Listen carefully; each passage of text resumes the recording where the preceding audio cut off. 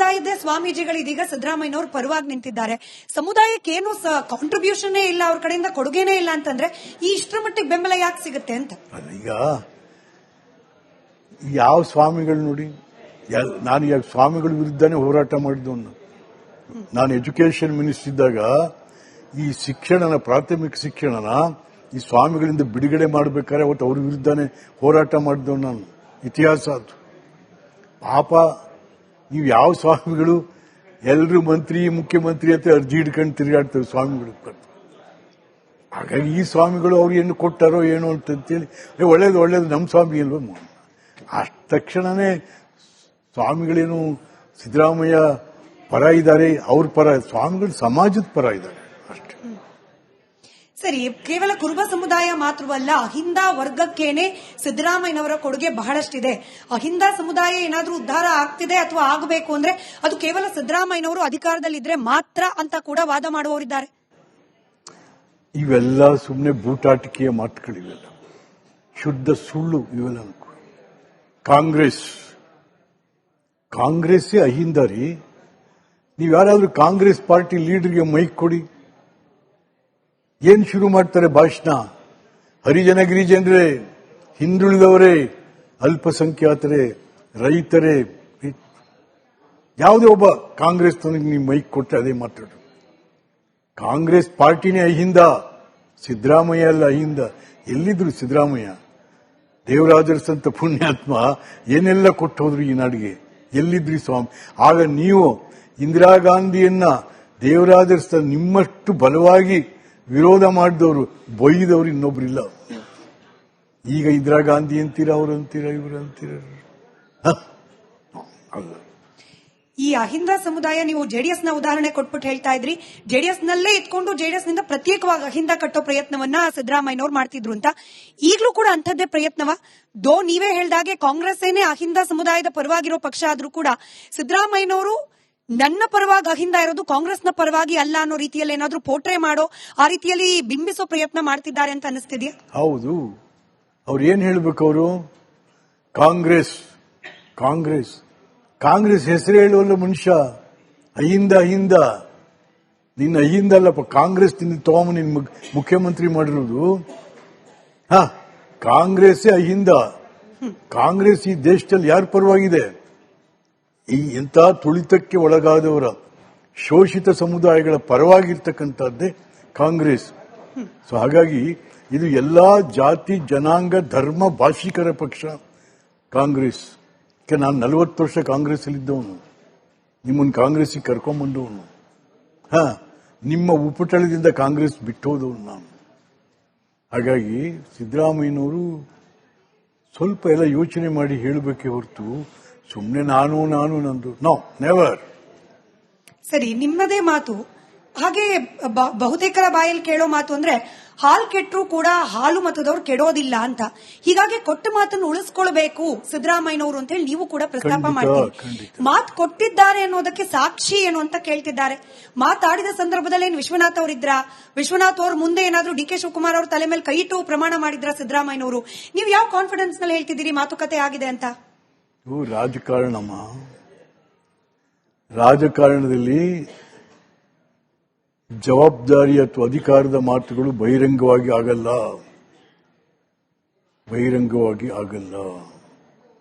ನಮ್ಮ ಹಳ್ಳಿಯಲ್ಲಿ ಜಾತ್ರೆ ನಡೆಯುತ್ತೆ, ದನಗಳ ಜಾತ್ರೆ ನಡೆಯುತ್ತೆ. ಒಂದು ದನಗಳು 6,000, 10,000, ಲಕ್ಷ ಅಂತಾರೆ. ಅದು ಯಾರು ಮಾತಾಡಲ್ಲ. ಒಂದು ಟವಲ್, ಆ ಟವಲ್ ಅಲ್ಲಿ ಕೈ ಕೆಳಗೆ ಹಾಕ್ತಾರೆ. ತಗೊಳ್ಳೋನು ಮಾರೋನಿಬ್ರೆ, ಎರಡು ಕೈ ಇರ್ತಾವ ಅಷ್ಟೇ. ಬೆರಳೆಲ್ಲ ಎಣಿಸ್ಬಿಡ್ತಾರೆ ಹಿಂಗೆ, ಅಷ್ಟೇ, ಕ್ಲೋಸ್. ಅದು ಪಾಲಿಟಿಕ್ಸ್ ಅಮ್ಮ. ಇಲ್ಲಿ ಪಾಲಿಟಿಕ್ಸ್ ಅಂದ್ರೆ ಬಹಿರಂಗವಾಗಿ ಹೇಳ್ತಾರೆ. ಆಗಿಲ್ವೇ? ಶಿವಕುಮಾರನ ತಲೆ ಮೇಲೂ, ಶಿವಕುಮಾರನ ತಮ್ಮ ಸುರೇಶ್ ಮೇಲೂ ಕೈ ಇಟ್ಟಿಲ್ವೇ ಸಿದ್ದರಾಮಯ್ಯ? 30 ತಿಂಗಳೊಳಗೆ ನಾನು ರಾಜೀನಾಮೆ ಕೊಡ್ತೀನಿ ಅಂತ. ಇದೆಲ್ಲರಿಗೂ ಗೊತ್ತಿರುವಂತ ವಿಚಾರ. ಇವಾಗ ಖರ್ಗೆ ಅವ್ರಿಗೆ ಗೊತ್ತಿಲ್ವಾ? ಯಾರು ಹೇಳಕ್ ಇಷ್ಟಪಡ್ತಾ ಇಲ್ಲ ಅದನ್ನ. ಹೇಳಕ್ ಇಷ್ಟಪಡ್ತಿಲ್ಲ. ಸಿದ್ದರಾಮಯ್ಯನವ್ರ ಕಂಡ್ರೆ ಭಯಾನ? ನನಗೆ ಗೊತ್ತಿಲ್ಲ. ಸಿದ್ದರಾಮಯ್ಯನ ಕಂಡ್ರೆ ಇವ್ರಿಗೆ ಭಯನೋ ಅವ್ರಿಗೆ ಭಯನೋ ಯಾರಿಗ್ ಗೊತ್ತು ಕತೆ. ಈಗ ಮಾತುಕತೆ ಆಗಿರೋದೇ ನಿಜ ಆದ್ರೆ ಇದೇ ಪ್ರಶ್ನೆಯನ್ನ ಪತ್ರಕರ್ತರು ಕೇಳಿದ್ರೆ ಸಿದ್ದರಾಮಯ್ಯನವರು ಕೋಪ ಮಾಡ್ಕೊಳ್ತಿದ್ದಾರೆ. ಎಲ್ಲಿ ಮಾತುಕತೆ ಆಗಿದೆ, ನಿಮ್ ಮುಂದೆ ಆಗಿದೆಯಾ ಮಾತುಕತೆ ಅಂತ ಹೇಳಿ ನಮ್ಗೆ ಉಲ್ಟಾ ಪ್ರಶ್ನೆ ಕೇಳ್ತಿದ್ದಾರೆ. ಕೋಪ ಮಾಡ್ಕೊಳ್ಳೋದೇ ಸತ್ಯ. ಅವ್ರು ಕೋಪ ಮಾಡ್ಕೋತಾ ಇದ್ದಾರಲ್ಲ ಅದೇ ಸತ್ಯ. ಯಾಕೆಂತಂದ್ರೆ ನಿಜ, ನಾನು ಹೇಳಿದ್ದು ನಿಜ. ಇವತ್ತಿಗೂ ಕೂಡ ಅದೇ ಇದೆ. ಇವತ್ತಿಗೂ ಹಾಲು ಕೆಟ್ಟರು ಹಾಲು ಮತ ಕೆಡಲ್ಲ ಅಂತೇಳಿ ಇವತ್ತು ನಾವು ಉತ್ತರ ಕರ್ನಾಟಕ ಇರ್ಬೋದು, ಎಲ್ಲಿರ್ಬೋದು, ಏನಾದ್ರೂ ಒಂದು ವ್ಯಾಪಾರ ಸಾಪಾರ ಅಂದ್ರೆ ಕುರುಬರು ಕರ್ಕೊಂಬಂದು ಬೋರ್ಡಿಗೆ ಮಾಡಿಸ್ಲಿ ಅಂತ, ಎಲೆಕ್ಷನ್ಗಳಲ್ಲಿ ಕುರುಬರು ಕರ್ಕೊಂಬಂದು ಮೊದಲು ಓಟ್ ಹಾಕ್ಸ್ಲಿ. ಹೀಗೆ ಸಮಾಜದಲ್ಲಿ ಈ ಸಮುದಾಯಕ್ಕೆ ಒಂದು ಗೌರವ ಇದೆ. ಬೆನ್ನಿ ನಿಲ್ತಾರಪ್ಪ, ಮಾತಿ ನಡ್ಕೋತಾರಪ್ಪ ಅಂತಹದಕ್ಕೆ ಚ್ಯುತಿ ತಂದು ಬಿಟ್ಟಲ್ಲಪ್ಪ ಸಿದ್ದರಾಮಯ್ಯ. ನೀನು ಆ ಸಮಾಜದಿಂದ ಬಂದು ಇಡೀ ಸಮಾಜದ ಹೆಸರನ್ನೇ ಹಾಳು ಮಾಡಿಬಿಟ್ಟಲ್ಲ ಅಂತ ಹೇಳ್ತೀವಿ. ಇವತ್ತಿಗೂ ಹೇಳ್ತೀರಿ ಅದನ್ನ. ಒಳಗೇನ್ ಮಾತುಕತೆ ಆಗಿದೆಯೋ ಗೊತ್ತಿಲ್ಲ ಸರ್, ಆದ್ರೆ ನೀವೇ ಹೇಳಿದ ಮಾತು ಮತ್ತೊಂದ್ ಕಡೆಯಲ್ಲಿ ಸಿದ್ದರಾಮಯ್ಯನವರ ನಡವಳಿಕೆ ಹೆಂಗಾಗ್ತಿದೆ ಅಂತಂದ್ರೆ ಕುರುಬ ಸಮುದಾಯ ಅಂತಂದ್ರೆ ಸಾಕು ಅವ್ರನ್ನ ಅಟ್ಟಾಡ್ಸ್ಕೊಂಡು ಹೊಡೆಯೋ ಪರಿಸ್ಥಿತಿಗೆ ತರ್ತಿದ್ದಾರೆ ಅಂತ ಹೇಳಿ. ಅಂತದ್ ಏನ್ ಮಾಡ್ತಿದ್ದಾರೆ ಸಿದ್ದರಾಮಯ್ಯನವರು? ಪಾಲಿಟಿಕ್ಸ್ ಅಂದ್ರೇನೆ ಅಧಿಕಾರ, ಅಧಿಕಾರಕ್ಕೋಸ್ಕರ ಅವ್ರು ಆಸೆ ಪಟ್ರೆ ತಪ್ಪೇ? ಈಗ ಜನ ಏನ್ ತಿಳ್ಕೊಂಡಿದ್ದಾರೆ ಗೊತ್ತೇ, ಸಿದ್ದರಾಮಯ್ಯ ಕುರುಬರಿಗೆ ಏನೆಲ್ಲ ಮಾಡ್ಬಿಟ್ಟಿದ್ದಾನೆ, ಕುರುಬರು ತಿಂದು ತೆಗ್ಬಿಟ್ಟಿದ್ದಾರೆ ಅಂತ. ಬೇರೆ ಜನರು ಏನು ಆಗಿಲ್ಲ. ಎಷ್ಟು ಸರಿ ಕೇಳಿ, ಒಂದು ಮೆಡಿಕಲ್ ಕಾಲೇಜ್ ಕೊಡಪ್ಪ, ಒಂದು ಎಂಜಿನಿಯರಿಂಗ್ ಕಾಲೇಜ್ ಕೊಡಪ್ಪ, ಮಕ್ಕಳು ಏನಾದ್ರು ಶಾಲೆ ಕಾಲೇಜು ಕಟ್ಸಪ್ಪ, ಅದನ್ನ ಎಲ್ಲಿ ಮಾಡಿದ್ರು? ಏನೂ ಆಗಿಲ್ಲ. ಅದರಿಂದ ಕುರುಬ ಸಮುದಾಯಕ್ಕೆ ಏನೂ ಆಗಿಲ್ಲ ಅಂತರ್ಯದಲ್ಲಿ. ಆದ್ರೆ ಬಹಿರಂಗವಾಗಿ ಏನಾಗಿದೆ ಅಂತಂದ್ರೆ ಬೇರೆ ಬೇರೆ ಸಮುದಾಯದವರು ಕುರುಬ್ರೇನೋ ಆಗೋಗಿದೆ, ಕುರುಬ್ರೇನೋ ತಿಂದುಬಿಟ್ರು, ಕುರುಬ್ರೆ ಅಂತದ್ದು ಆಗೋಯ್ತು ಅಂತ. ಹಾಗಾಗಿ ನಿಮ್ಗೆ ಹೇಳ್ತೀನಿ, ನನ್ನ ಪರಿಸ್ಥಿತಿನ ಹೇಳ್ತೀನಿ. ಸಿದ್ದರಾಮಯ್ಯ ಎಂತ ಮನುಷ್ಯ ದ್ವೇಷಿ ಅಂದ್ರೆ ಮನುಷ್ಯ ದ್ವೇಷಿ ಅವನು. ನನ್ನ ಅಳಿಯ ಚೀಫ್ ಎಂಜಿನಿಯರ್ ನನ್ನ ಅಳಿಯ 1.5 ವರ್ಷ ಆಯ್ತು ಪೋಸ್ಟಿಂಗ್ಸ್ ಕೊಟ್ಟಿಲ್ಲ ಅವ್ರಿಗೆ. ನಿಮ್ಮ ಅಳಿಯ ಅನ್ನೋ ಕಾರಣಕ್ಕೆ? ನನ್ನ ಸ್ವಂತ ಅಳಿಯ, ನನ್ನ ಅಳಿಯ ಅನ್ನೋ ಕಾರಣದಿಂದ 1.5 ವರ್ಷದಿಂದ ಚೀಫ್ ಎಂಜಿನಿಯರ್ ಅವ್ರಿಗೆ ಪೋಸ್ಟಿಂಗ್ಸ್ ಕೊಟ್ಟಿಲ್ಲ ರೀ. ಇಂಥದ್ದು 4-5 ಇದಾವೆ ಕುರುಬ್ರವೇ. ಇವ್ರು ಯಾರಿಗೆ ಕುರುಬ್ರು ಇವ್ರಿಗೆ ಆಗಲ್ಲ, ಇವ್ರಿಗೆ ಅಲ್ಲಿ ಅವ್ರ ಅಳಿಯನಿಗೋ ಇನ್ಯಾವನಿಗೋ ಬಲಿಯಾಗ್ತಾ ಹೋಗೋದು. ಇಂಥ ಮನುಷ್ಯ ದ್ವೇಷಿ ಸಿದ್ದರಾಮಯ್ಯ. ಇನ್ನು ಇದಕ್ಕಿಂತ ಏನ್ ಹೇಳಿ ನಾನು. ಈಗ ರಾಜಕೀಯದಲ್ಲಿ ಸ್ವಂತ ಸಮುದಾಯದ ಜನರನ್ನ ಮುನ್ನೆಲೆಗೆ ತರೋದು, ಬೆಳೆಸೋದು ಸ್ವಾಭಾವಿಕ. ನೀವು ಚಿಮ್ಮನಕಟ್ಟಿ 2 ಉದಾಹರಣೆ ಇರಬಹುದೇನೋ. ಇದನ್ ಬಿಟ್ಟು ಬೇರೆ ಯಾರು ಕುರುಬ ಸಮುದಾಯದವರನ್ನ ಮುನ್ನೆಲೆಗೆ ತರಲೇ ಇಲ್ವಾ ಸಿದ್ದರಾಮಯ್ಯನವರು? ಯಾರಂತಂದ್ರು? ಬೆಳೆದವರನ್ನ ಬಳಸ್ಕೊಂಡ, ಬೆಳೆದವರನ್ನ ತುಳಿದ ಅಷ್ಟೇ. ಯಾರನ್ನ ಬೆಳೆಸ್ತಾ ಹೇಳಿ? ನಾವು ನಮ್ಮನ್ನ ಬೆಳೆಸ್ತವ್ರು, ನನ್ನನ್ನಾಗ್ಲಿ ಅಥವಾ ನಮ್ಮ ರೇವಣ್ಣ HM ರೇವಣ್ಣನಾಗ್ಲಿ ದೇವರಾಜ ಅರಸ್ ಪುಣ್ಯಾತ್ಮ ಬೆಳೆಸಿದ್ದು. ಈ ನಮ್ಮ ಈಶ್ವರಪ್ಪನ ಬೆಳೆಸಿದ್ಯಾರು? ಬಿಜೆಪಿ. ನಮ್ಮ ಯಡಿಯೂರಪ್ಪನವ್ರು ಬೆಳೆಸಿದ್ದವರನ್ನ. ಈ ಯಾರನ್ನ ಬೆಳೆಸಿದ ಮನುಷ್ಯ ಹೇಳಿ? ನಾವು ಈಗ ಬಿಟ್ಕೊಡ್ಬೇಕು ಅನ್ನೋ ಮಾತು ಬಂದಾಗ ಕಾಂಗ್ರೆಸ್ನಿಂದ ಸಿದ್ದರಾಮಯ್ಯನವರನ್ನೇನಾದ್ರೂ ಕೆಳಗಿಳಿಸೋ ಪ್ರಯತ್ನ ಆದ್ರೆ ಕಾಂಗ್ರೆಸ್ ಪಕ್ಷವೇ ಸರ್ವನಾಶ ಆಗೋಗುತ್ತೆ ಅಂತ ಹೇಳಿ ಮಾತನಾಡ್ತಿದ್ದಾರೆ. ಕಾಂಗ್ರೆಸ್ಗೆ ಸಿದ್ದರಾಮಯ್ಯ ಅನಿವಾರ್ಯ ಅಂತ ಕೂಡ ಮಾತನಾಡ್ತಿದ್ದಾರೆ. ರಾಜಣ್ಣ ಅವ್ರು ನೇರವಾಗಿ ಹೇಳ್ತಾರೆ, ಸಿದ್ದರಾಮಯ್ಯನವರನ್ನ ಕೆಳಗಿಳಿಸಿದ್ರು ಅಂದ್ರೆ ಕಾಂಗ್ರೆಸ್ ಕಚೇರಿಗೆ ಬೀಗ ಅಂತ.